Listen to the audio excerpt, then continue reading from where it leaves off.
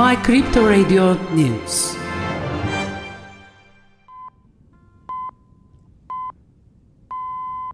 Russian Deputy Finance Minister Alexei Moisev received a package of laws on Bitcoin mining and cryptocurrencies which had been deferred in the past, with more severe provisions, and submitted it to institutions such as the Ministry of Justice, the Federal Tax Office, and the Central Bank. In the new draft presented penalties such as heavy fines, prison sentence, and compulsory public service drew attention. In the draft, which focused heavily on tax declaration, it was seen that the tax declaration of Bitcoin miners was emphasized. In the amendments, who do not declare their income twice in 3 years can be sentenced to 2 years of compulsory public service, while it is forcing to pay a prison sentence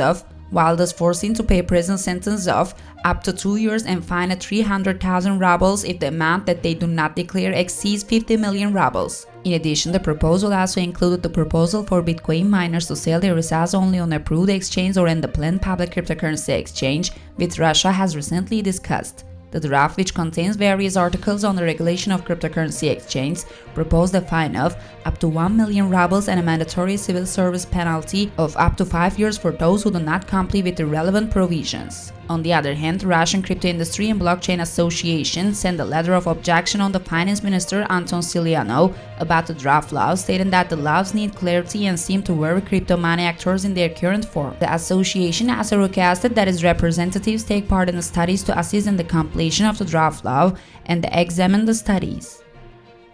The Fast Financial Services Division announced that FedNow, a long-running new fast payment system, will be activated in July. Announced in 2019, FedNow will allow banks to instantly transfer payments across the financial system. According to the program's goals, the system will enable money transfers such as bill payments, paychecks, and government payments, as well as a range of other consumer activities to occur faster and at lower cost. According to the FAST statement, the first participants will complete a training and certification process in early April. Early adopters of the service will be prepared to submit live transactions through the system by completing a customer testing and certification program based on feedback from the FedNow pilot program.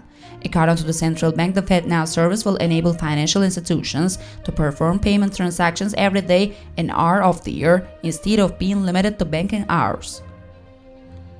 2 months before the stock fell, First Republic Bank, whose managers were revealed to have sold millions of dollars of shares, received $30 billion of support from the giant banks of Wall Street. Bank of America, Wells Fargo, Citigroup, and JP Morgan Chase $5 billion each, Goldman Sachs and Morgan Stanley $2.5 billion each, Truist, PNC, US Bancorp, State Street, and Bank of New York Mellon will each transfer $1 billion to the First Republic. A statement was also made about the support from the US regulators, and it was said, the support of a group big banks shows the robustness of the banking system. On the subject, JP Morgan CEO Jamie Dimon also met with US Treasury Secretary Janet Yellen. Many social media influencers have been sued for $1 billion for actively promoting the bankrupt cryptocurrency exchange FTX in the past. In the complaint submitted to the court, it was also stated that the phenomena that were at the center of the case, especially because they actively promoted FTX in the content on YouTube, deleted the videos in question from their accounts after the bankruptcy. In the statement, we stated that the phenomena received money from FTX for promotion, but did not include any sponsored content in their publications, and statements said, although FTX paid a large amount to the defended phenomena to promote their brand and encourage their followers to invest defended sponsorship and endorsement, he did not explain the nature and scope of the agreements and did not make adequate due diligence.